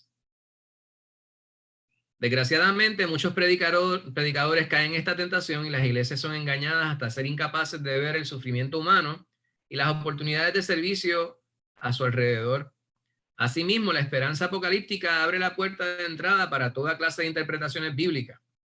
Cada crisis política de guerra y de rumores de guerra y cada terremoto en alguna parte del mundo dan razones para pronosticar la inminente venida del Señor a la tierra. Muchos son engañados y hacen profesión de fe en Jesús como Salvador por miedo. ¿No será mejor recordar la comisión que el Señor nos dejó, ir y hacer discípulos a todas las naciones, y luego vendrá el fin? Los escénicos, entre otras culturas y otros pensadores, consideraban la realidad como algo que se repetía. Y dentro de esa filosofía pensaban que cada 3000 años se repetía un ciclo, que vivíamos una realidad y que todo, al cumplirse esa cantidad de tiempo, habría de volver a un círculo, como si fuera un ciclo. No obstante, nosotros como creyentes vemos una meta al final de un transcurso de tiempo de manera lineal. El tiempo transcurre y el tiempo habrá de culminar con el regreso de nuestro Señor Jesucristo. Importante para nosotros como creyentes saber que estos eventos habrán de acontecer se habrán de dar. Pero algo que aprendemos en lo que nos enseña Lucas en esta porción, narra Lucas, igual que Mateo y Marcos, es que el Señor tiene un plan concreto respecto a lo que habrá de suceder con cada uno de nosotros. Él se fue, pero no nos ha dejado desamparados. Tenemos nosotros una gran función como iglesia, y es la de educar a toda la humanidad respecto a la verdad de Cristo Jesús y la relación que Jehová quiere que nosotros tengamos con Él a través de su Hijo. Él espera que cada uno proceda al arrepentimiento, pero somos usted y yo portavoces de eso. No es tiempo de nosotros estar pendientes al cielo, como le dijeran estos varones, narra Lucas en Hechos, el capítulo número 1. De la misma manera que se fue nuestro Señor Jesucristo, Él habrá de regresar. Ahora sí tenemos que ser nosotros sabios en lo que se cumplen todas las señales de las cuales nos ha advertido nuestro Señor Jesucristo, trabajando, haciendo aquello lo cual el Señor nos ha mandado hacer. Sí, sirviendo al Señor.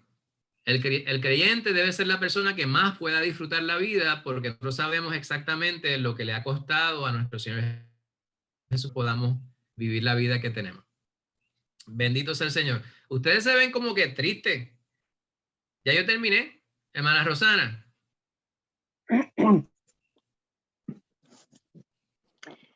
Pues lo que quería decir es que en la segunda carta de Pedro, en el capítulo 3, él nos habla sobre esto mismo, ¿verdad? Él nos dice en el verso 11, puesto que todas estas cosas han de ser desechas, ¿cómo no debéis vosotros andar en santa y piadosa manera de vivir? Y yo creo que si pueden, ¿verdad? Pues lean este capítulo 3 de la segunda carta de Pedro, porque nos exhorta a cómo nosotros tenemos que tener la esperanza de cielos nuevos y tierra nueva, en donde mora la justicia, y que a pesar de todas estas cosas, pues el Señor quiere que vivamos teniendo temor de Él, ¿verdad? Cada día teniendo eso en nuestra mente, en nuestro corazón, que estamos viviendo cada día preparándonos para el regreso de nuestro Señor y vivirlo lo mejor que esté en nuestra habilidad delante de Él. Amén, amén. Ese pasaje precisamente era el que les había pedido que anotaran, ¿verdad? El versículo justo antes del que lee nuestra hermana Rosana. Dice, pero el día del Señor vendrá como ladrón en la noche, en el cual los cielos pasarán con gran estruendo y los elementos ardiendo serán deshechos y la tierra y las obras que en ella hay serán quemadas. Pues el Señor nos ha advertido sobre las cosas que sucederán, pero esto no es para que nosotros nos espantemos. El que se tiene que espantar es aquel que ha decidido no seguir al Señor. Ahora, usted y yo no nos debemos alegrar de que eso les vaya a acontecer a aquellos quienes estén de espalda, por el contrario. A mí me entristece muchísimo, particularmente cuando algunas de esas personas quienes han decidido a conciencia no aceptar el llamado de Cristo Jesús son personas a quienes yo amo, personas que conozco, y no tengo ningún tipo, me siento a veces que tengo los brazos atados respecto a su decisión, y el asunto es que la decisión es individual. Pues, ¿qué me toca a mí hacer? Vivir una vida ejemplar para ellos, para que si no han sido convencidos con mis palabras, con mis acciones, sí puedan ver el producto de Cristo Jesús morando en mi vida. Bendito sea el Señor. ¿Alguna otra pregunta, duda, comentario, queja? Pastor, ¿usted quería añadir algo? No, yo creo que ha estado todo muy bien, James, en el nombre del Señor, y la parte que cubriste también sobre cómo ofrendar, ¿verdad? Especialmente el contexto del Nuevo Testamento, que debe ser según está en nuestro corazón, pues estaba muy, muy cierto también. Y gracias al Señor, ¿verdad? Por esta otra porción acerca de los eventos del fin. Yo sí quería añadir, ¿verdad? Que el contexto de lo que el Señor quiere, como propósito, ¿verdad? No solamente declarar de que hay unos eventos que van a ocurrir, pero sí también el énfasis que el Señor ha querido es que estemos alerta, que no perdamos de vista de que hay eventos que van a suceder, pero simplemente, pues ese no debe ser el enfoque de nuestra vida. Debemos estar pendientes de que Cristo va a venir y amar y esperar y añorar que el Señor venga. Pero ese no debe ser el móvil y el centro de la vida en Cristo debe ser más bien el testimonio de vivir una vida que le sirva de luz y sal a los que están perdidos. Amén.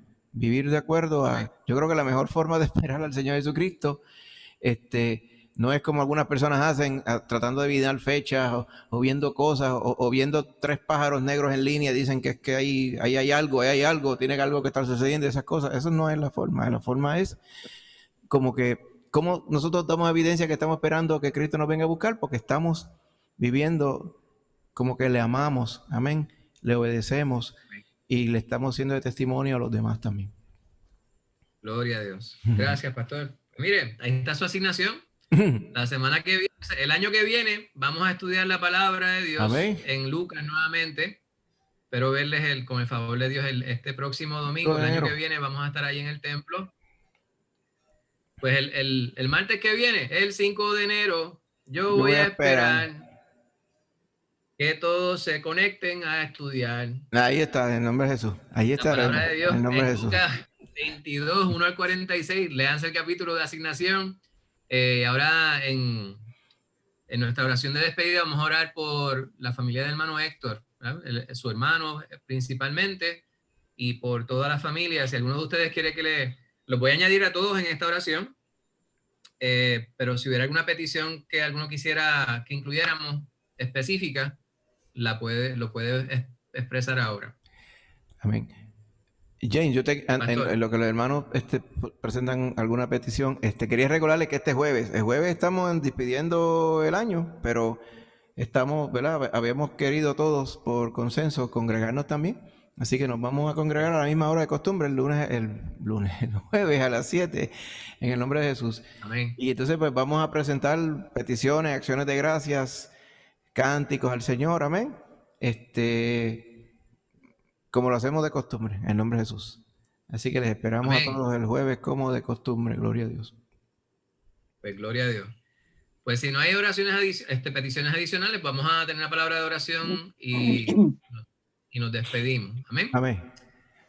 Santo Padre, te bendecimos y te damos gracias por este momento que nos has permitido para reunirnos y considerar tu santa palabra.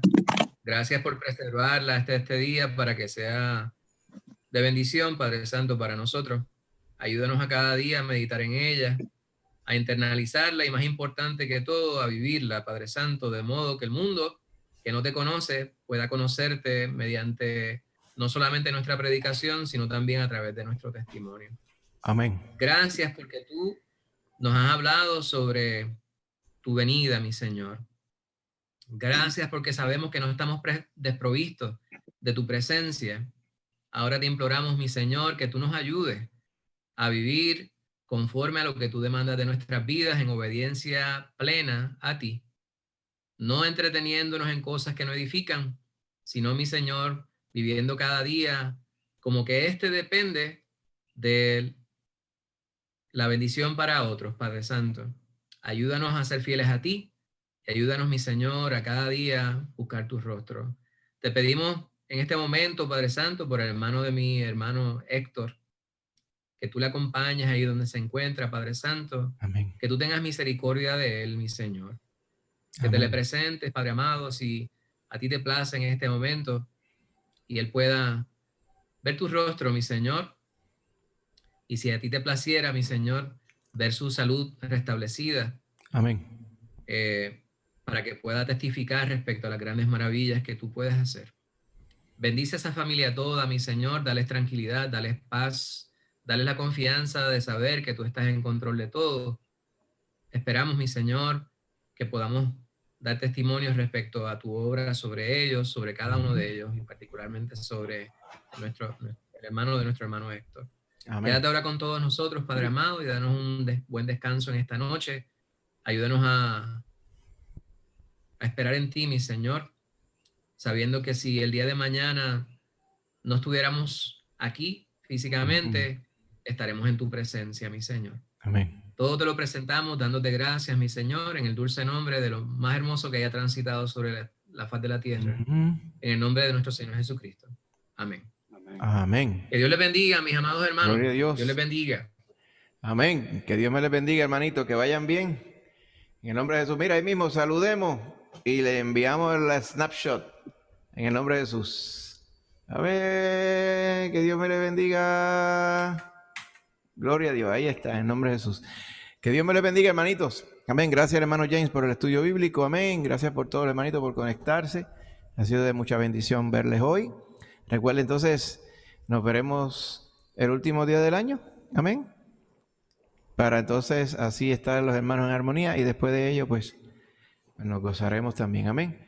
Pues que Dios me les bendiga a todos y que vayan bien, que descansen, felices sueños. Amén. En el nombre de Jesús, que vayan bien. Bye, bye. Les amamos, hermanitos. Gracias por todo y les vemos pronto. Bye, bye. ¿Qué pasa aquí?